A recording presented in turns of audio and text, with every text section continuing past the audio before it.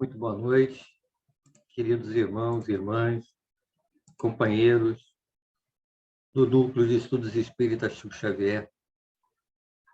É com muita alegria que temos mais esse encontro para refletirmos um pouco sobre aspectos da doutrina espírita e do Evangelho de nosso Mestre Jesus.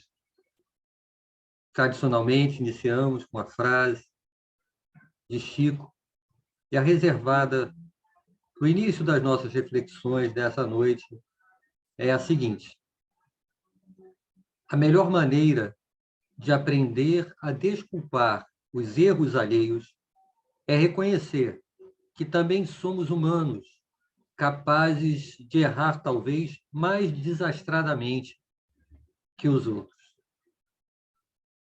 A leitura inicial, que sempre nos auxilia na harmonização de nossos estudos, é da obra Vinha de Luz, a lição 178, obra individual. Saiba que aquele que fizer converter do erro do seu caminho um pecador, salvará da morte uma alma e cobrirá uma multidão de pecados. Tiago, capítulo 5, versículo 20. Os comentários de Emmanuel, referido a este tema, iniciam dizendo que quando um homem comete uma ação má, os reflexos dela perduram por muito tempo na atmosfera individual em que ele vive. A criatura ignorante que a observa se faz pior. Os olhos menos benevolentes que a veem se tornam mais duros.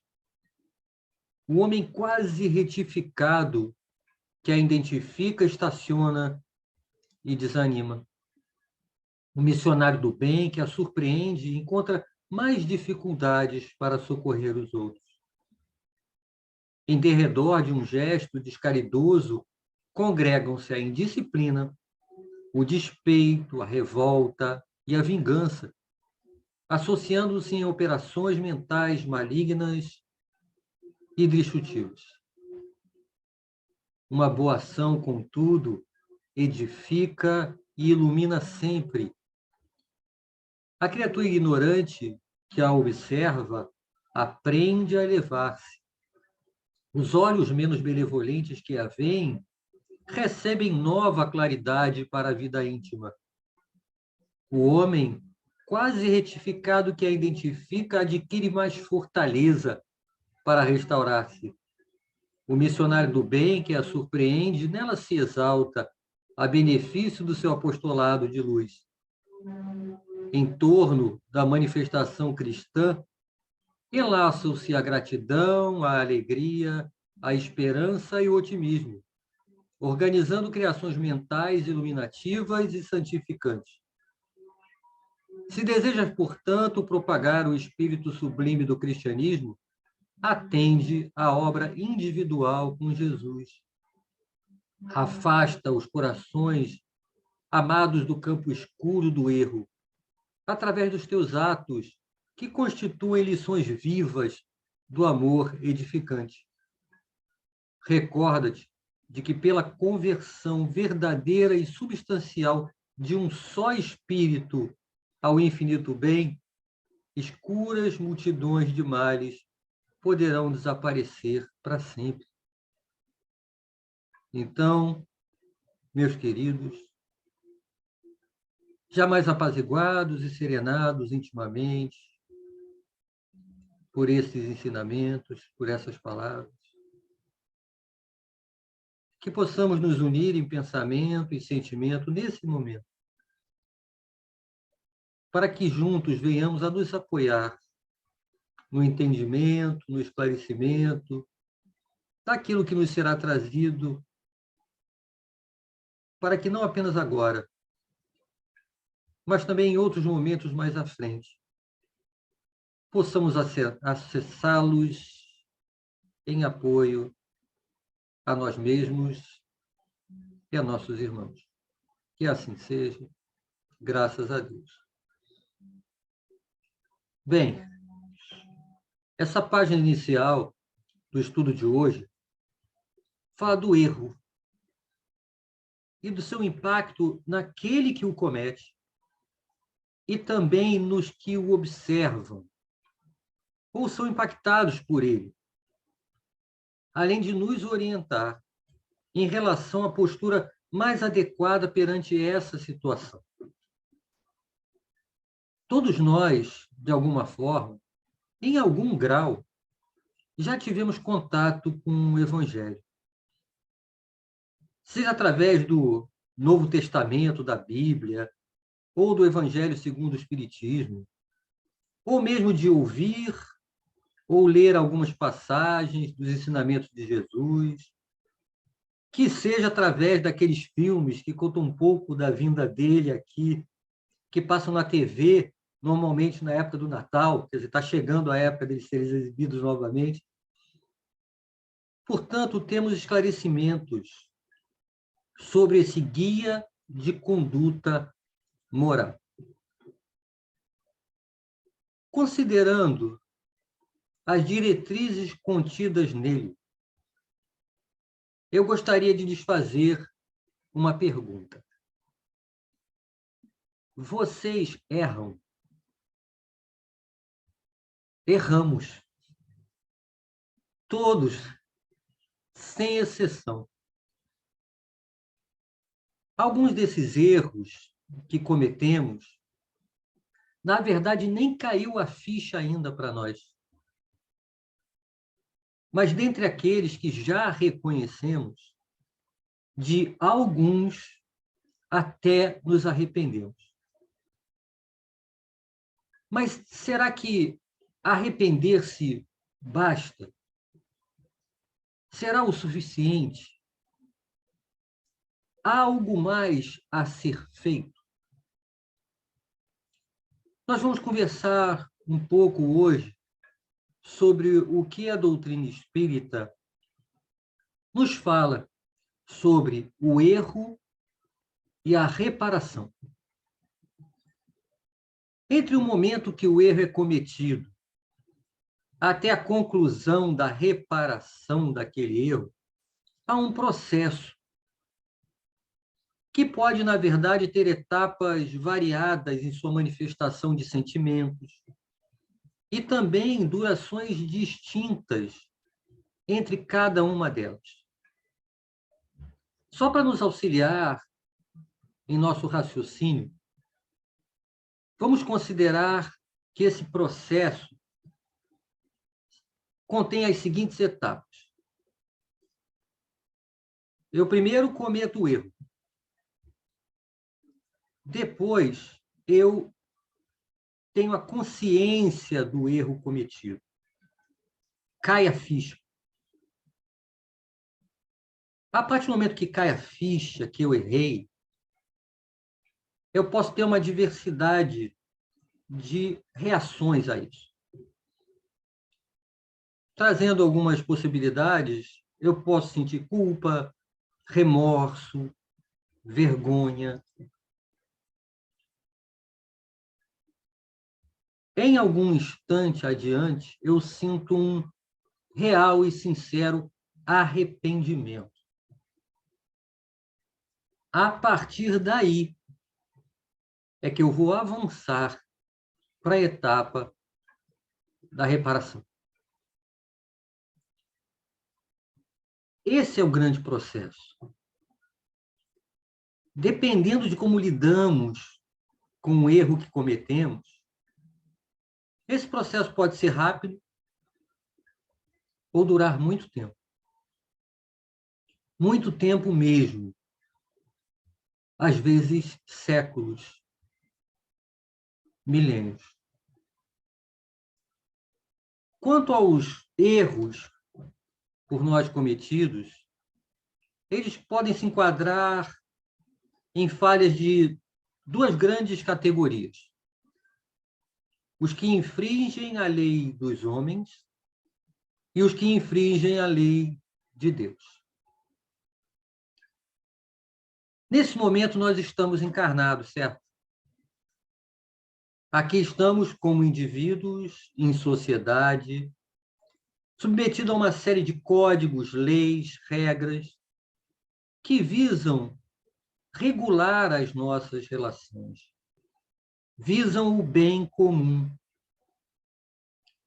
Além disso, nos auxiliam a todos no exercício da contenção, de não dar vazão a algumas das nossas más tendências.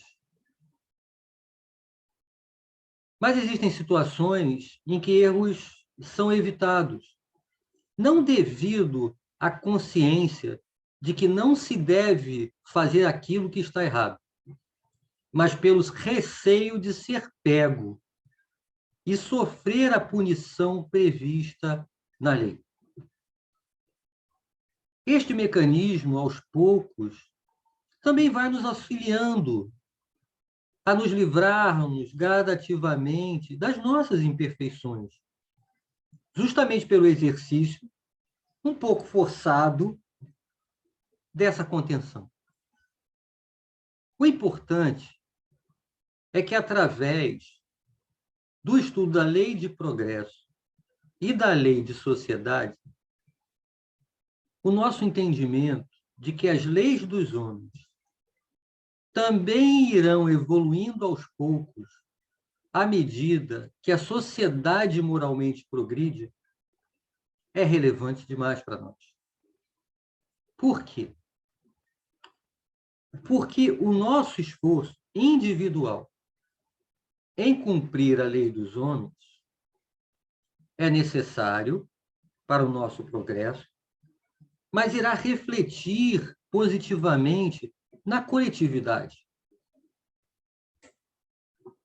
No entanto, temos que reconhecer que, devido ao nosso próprio estágio evolutivo, como humanidade, neste planeta, neste momento, as leis dos homens ainda se encontram distantes da integralidade das leis de Deus.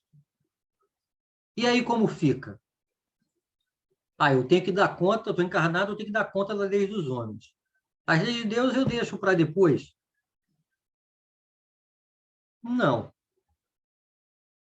É lógico que as leis de Deus têm uma abrangência muito maior do que as leis dos homens.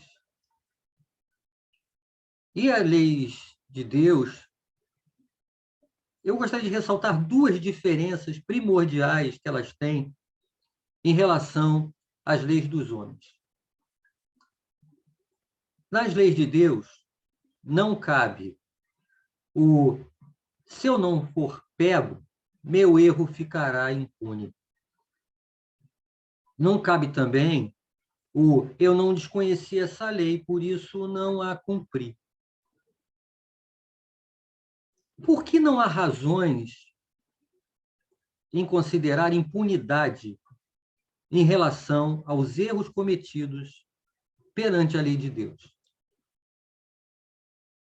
Porque nenhuma de nossas ações, de nossos pensamentos e de nossos sentimentos ficam sem registro.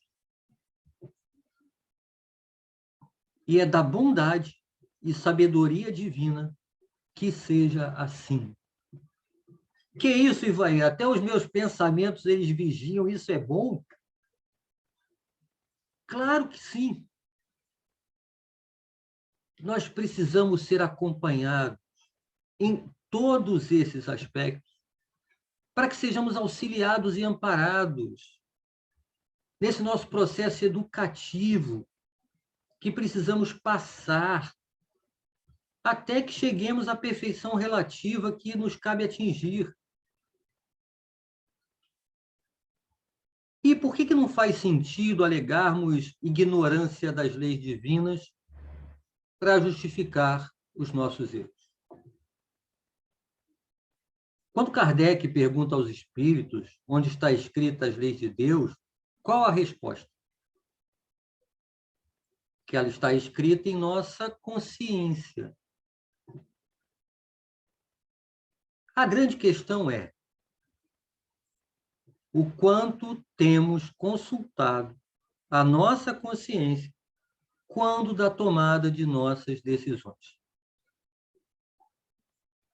O quanto temos buscado apoio nela, ao avaliarmos os nossos sentimentos, nas mais diversas experiências que vivenciamos. Nós temos permitido a consciência participar nos momentos em que paramos para verificar a natureza dos nossos pensamentos mais recorrentes.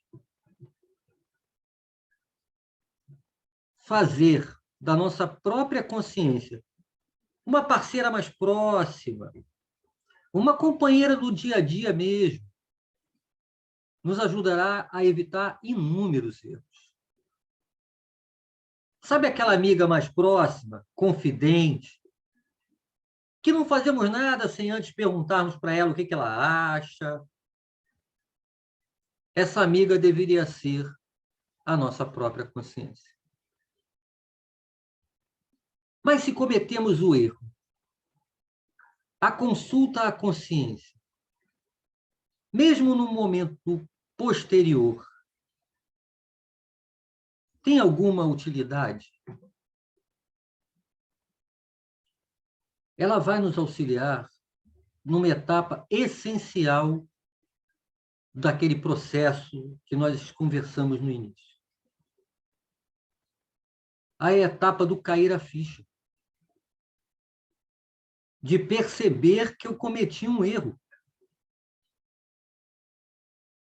Se eu não consulto a minha consciência, eu posso errar e ignorar que errei.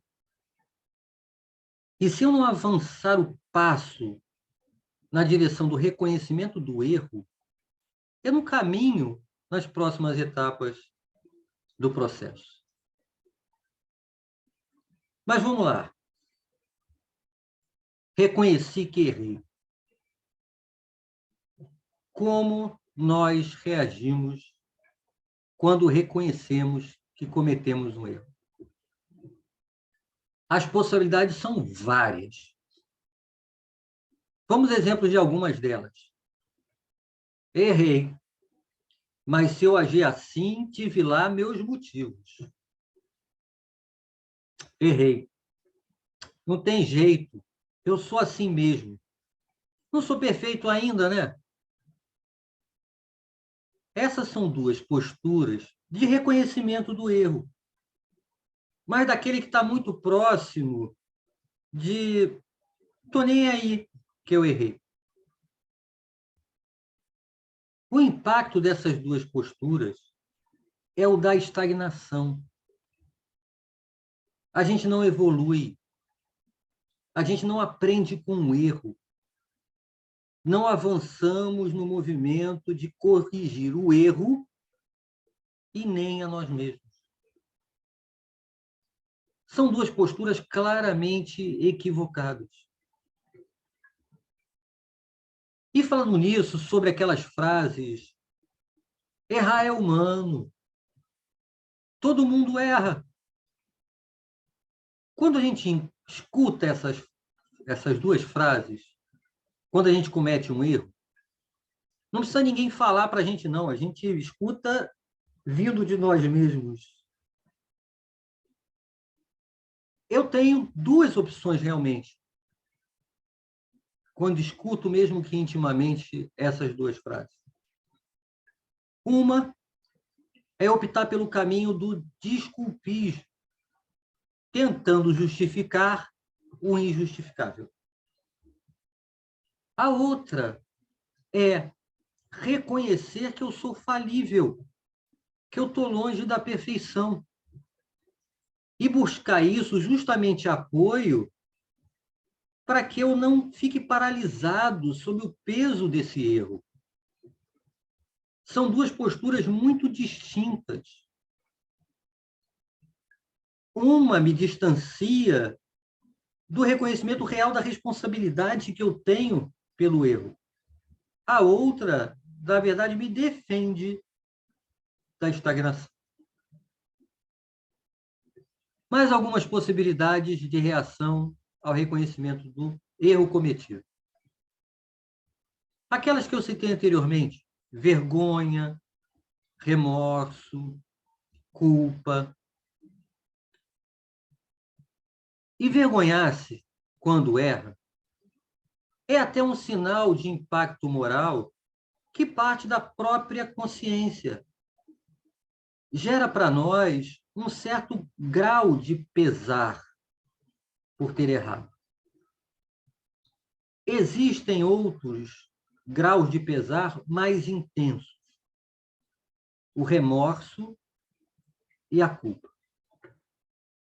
Em relação a esses dois sentimentos, nós precisamos ter uma vigilância muito grande no impacto que eles venham a ter sobre nós. Eles têm uma carga de negatividade que está na essência desses sentimentos. E como apoio ao esclarecimento sobre essa questão do remorso, da culpa, eu gostaria de compartilhar com vocês partes de uma outra página de Emmanuel, que é do livro Pensamento e Vida, a lição número 22, cujo título é Culpa. O nosso amigo nos fala que quando a gente foge ao dever, a gente pode se precipitar no sentimento de culpa, do qual se origina o remorso, que tem múltiplas manifestações, como estávamos comentando, mas que ele nos impõe brechas de sombra aos tecidos sutis da alma. Como uma espécie de ímã, ele possui um campo magnético específico e que vai nos envolvendo. E a gente tem uma onda mental que fica ali envolvida, como se fosse um regime de circuito, e que está acessando, na verdade, como se fossem princípios corrosivos que nos atingem. E aí acabam alimentando contra nós mesmos mágoas, irritações. É aquela questão da atmosfera psíquica que nos envolve e que nós contribuímos de forma decisiva com as energias que emanam dos nossos próprios sentimentos e dos nossos pensamentos. Emmanuel nos chama a atenção que os nossos erros nos geram marcas, que certas culpas ficam guardadas em nós. E aí, quando imersos nesse estado negativo, a gente entra num estágio de desequilíbrio, parcial ou total da própria harmonia orgânica. Então, a questão dessa noção de culpa e todas as possíveis consequências que ela pode ter em nós, elas precisam caminhar para uma direção que a gente saia o mais rápido que pudermos dos sentimentos de remorso e de culpa, caminhando na direção do arrependimento, que é uma etapa mais adiante, que gera em nós um outro tipo de movimento. Nós concluímos desses pensamentos de Emmanuel, desses esclarecimentos, né, justamente que quando essas situações de vergonha, remorso e culpa surgem intimamente em nós, precisamos fazer o necessário para logo, o mais rápido que pudermos, partirmos para o arrependimento que gera um movimento que vai nos direcionar para a reparação daquele erro. Ficar abraçado a esses sentimentos terá impactos drásticos em nossa caminhada, que podem se arrastar por tempo considerável. Sabe aqueles filmes antigos que mostram presidiários no passado, em alguns lugares, que eles iam fazer os trabalhos forçados e que tinham presos aos seus pés grossas correntes com uma bola de ferro pesada atada a eles, que dificultavam a muito que eles conseguissem caminhar, dar alguns passos. É similar ao impacto que esse sentimento de culpa pode ter em nós. Nós sabemos que qual seria, hipoteticamente, o ideal. Bem, o ideal é que nós não cometêssemos erros. Mas essa não é a nossa realidade. A primeira opção, próxima do ideal, seria cometer o erro, imediatamente reconhecê-lo e partir sem perda de tempo para a reparação daquela falta. Em algumas situações, ainda raras, nós já conseguimos nos comportar próximo a isso. Mas essa não é a atitude que nos caracteriza de lidar com os próprios erros. Nós oscilamos muito. Nossa variação de comportamento é imensa. Não há nenhum de nós que tenha a mesma forma de lidar com as nossas próprias falhas. Seja falhas conosco mesmo, ou naquelas de nossos relacionamentos, e que impactam os outros também. Não nos esqueçamos que o Espiritismo também nos esclarece, através dos processos de reencarnação, que nós ainda trazemos intimamente resquícios, registros, marcas do peso de errar, ligados ao ponto de vista do pecado, do inferno como destinação aos que erram, aos pecadores. Quase a totalidade de nós, seja até nessa encarnação, ou em alguma das diversas anteriores, vivemos intensamente mergulhados nas bases desse dogma, que não deixa ainda de ser, de alguma forma, a visão de um Deus que pune.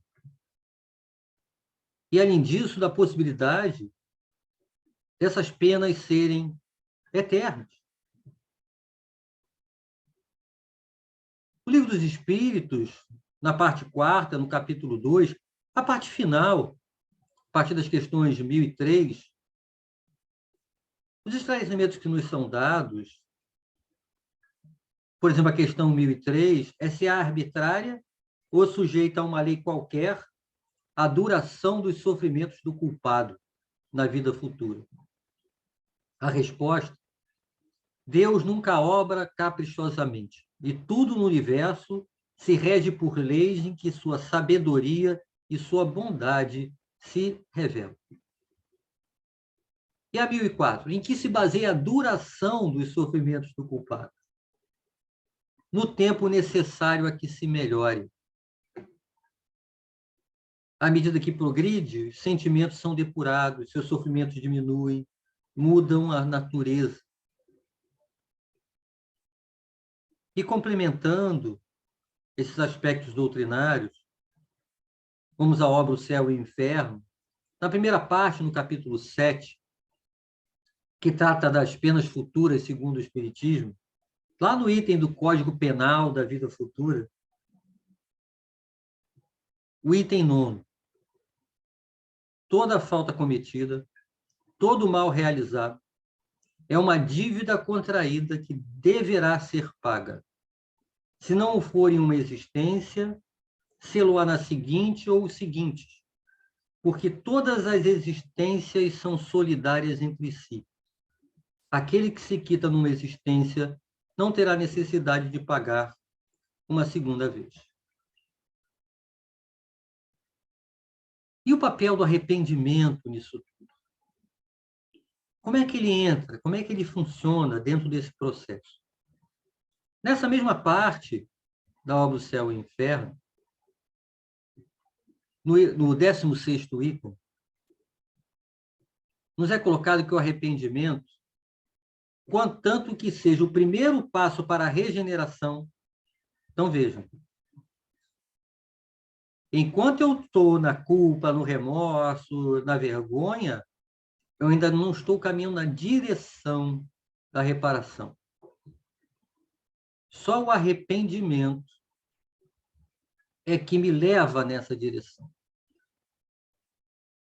E que o arrependimento, ele suaviza os traços da expiação, abrindo pela esperança o caminho da reabilitação. Quando eu me arrependo sinceramente da minha falta, da minha falha, isso vai gerar em mim a esperança, ou aquele olhar mais à frente, que faz eu vislumbrar a possibilidade de reparar aquele erro. É o que me dá condições de caminhar. E quanto mais eu demoro no arrependimento, como fala o 17º item dessa mesma parte do Código Penal da Vida Futura, quanto mais eu demoro, mais eu sofro. E isso é bastante lógico. Se quando eu me arrependo me dá esperança, o caminho se abre para mim na minha visão, para poder voltar a caminhar, enquanto eu não me arrependo, eu estou ali fechado, imerso no peso do erro cometido. Antes de caminharmos justamente para a parte da reparação, queria trazer mais algumas questões ligadas a essa parte, né, do erro em si. Nós ouvimos, ao longo do nosso contato com o próprio cristianismo,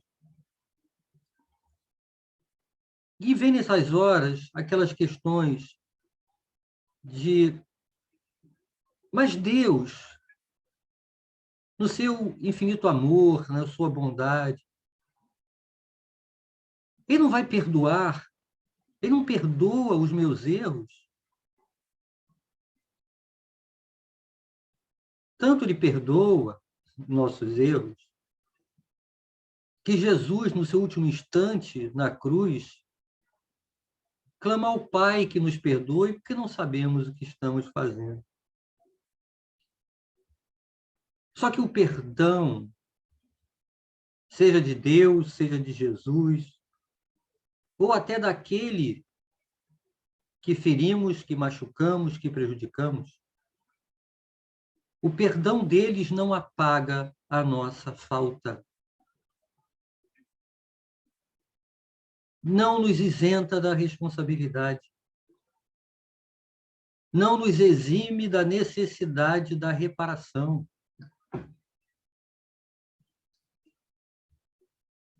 E no olhar de que, como nosso próprio mestre nos disse, o amor cobre a multidão de pecados. Mas, de novo, não é o amor de Deus que vai cobrir a multidão dos meus pecados. É o meu amor colocado em movimento que irá cobrir a multidão dos meus pecados. Caminhando na estrada da reparação. Porque a reparação consiste em fazer o bem àqueles a quem eu tenha feito mal, se isso for possível, mas pode ser que, por circunstâncias da oportunidade do contato, eu não tenha o alcance de fazer o bem, reparando o erro diretamente àquele a quem eu feri. mas ao mover o meu amor na direção contrária ao movimento do ato equivocado que eu fiz, estarei reparando meus erros, porque na sua essência eu erro perante a lei de Deus. E é perante ela que eu preciso reparar estes meus erros. Claro, se eu tiver a oportunidade de diminuir o impacto negativo que eu causei diretamente àquele que prejudiquei, devo fazê-lo. Mas é necessário que venhamos a ampliar essa nossa visão. E o caminho da reparação, que para nós é uma longa estrada. Não esqueçamos que é a estrada da nossa própria redenção, que a reparação dos erros nos leva no caminho da prática da caridade. E essa prática, colocar nosso amor em movimento, sermos mais firmes no Evangelho, é que nos fará evoluir, que nos aproximará de Jesus. E não nos esqueçamos de que não há como falar de erro com o olhar cristão sem mencionar a indulgência.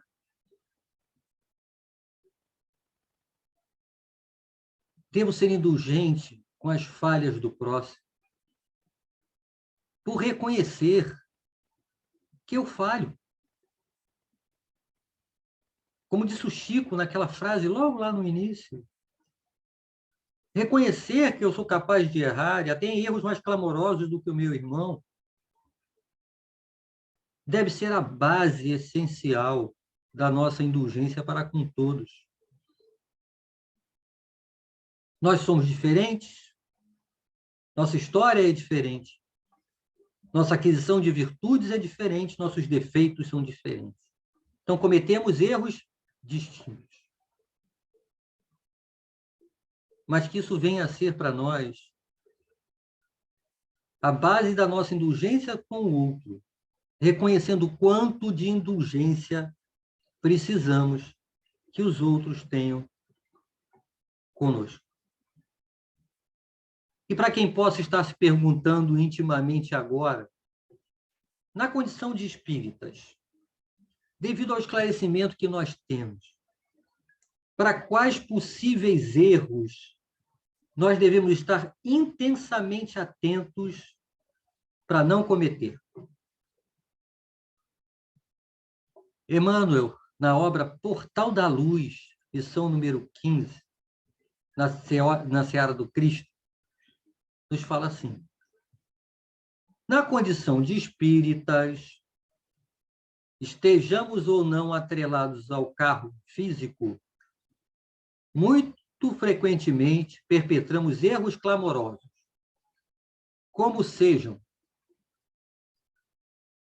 colocar Jesus em nossas palavras e não em nossas vidas,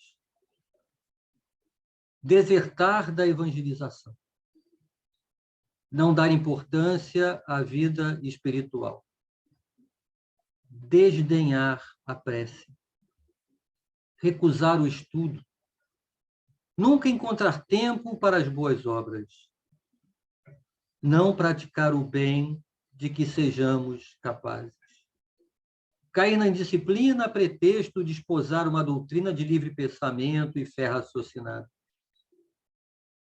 deixar de considerar todas as criaturas como sendo criaturas irmãs perante Deus, não partilhar o sofrimento dos semelhantes, embora respeitando-lhes sempre a maneira de vida e o modo de ser, cultivar desafetos, embrenhar-se na autodeterminação, desprezando os preceitos evangélicos que proclamamos respeitar,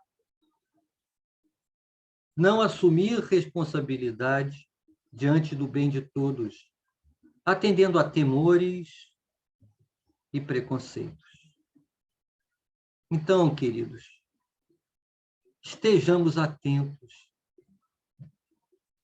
Tentemos errar menos e também não perder as oportunidades e nem muito menos perder tempo na reparação de nossas faltas. Nós temos condições de avançar nesses pontos. Que tenhamos coragem para travar o bom combate, que é o que mais precisamos. Agradecendo imensamente a Deus, nosso Pai, ao nosso Mestre Jesus, companheiro de todas as noites, que sim reconhece o quanto falhamos, mas que jamais desistirão de nós, sempre nos apoiando, sempre nos sustentando, para que possamos caminhar na direção deles e façamos a nossa parte, colocando o nosso amor em movimento. Que assim seja, graças a Deus. Então, meus queridos, mais uma vez agradeço imensamente por vocês compartilharem comigo esse momento e até a nossa próxima oportunidade juntos. Grande abraço.